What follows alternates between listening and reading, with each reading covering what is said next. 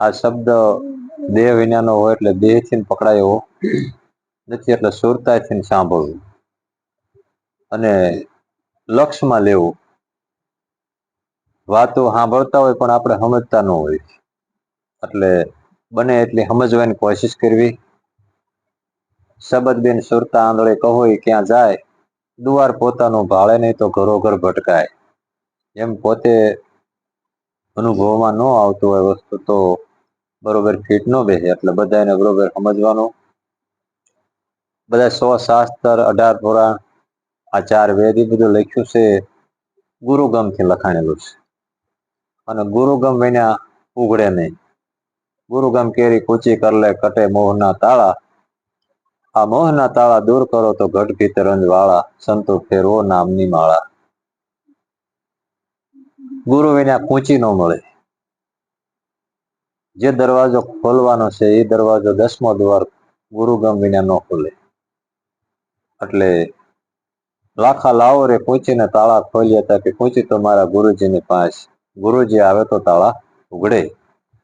આખા જગતની અંદર ગુરુ વિના કઈ ન થાય.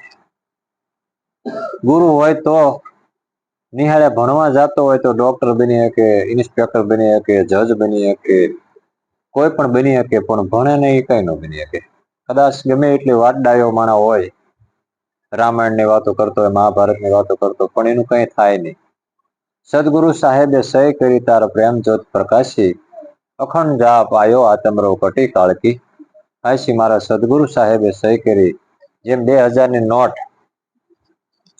નવી મશીનમાં આમ કપલેટ બનીને નીકળે, અને જો ગવર્મેન્ટ સિક્કો ન મારે, સહી ન કરે તો નોટ નો કહેવાય, કાગળિયું કહેવાય.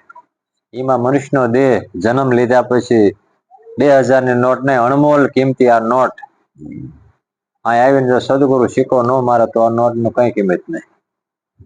જેમાં ગુરુગમ વિના બાત કેસી, કોઈ મળી જાય સંત ઉપદેશી. આ ગુરુગમ જ્યાં સુધી આપણી પાસે ન હોય ત્યાં સુધી આપણે આ એક પણ વાતને બોલી શકી પણ ખોલી ન શકી.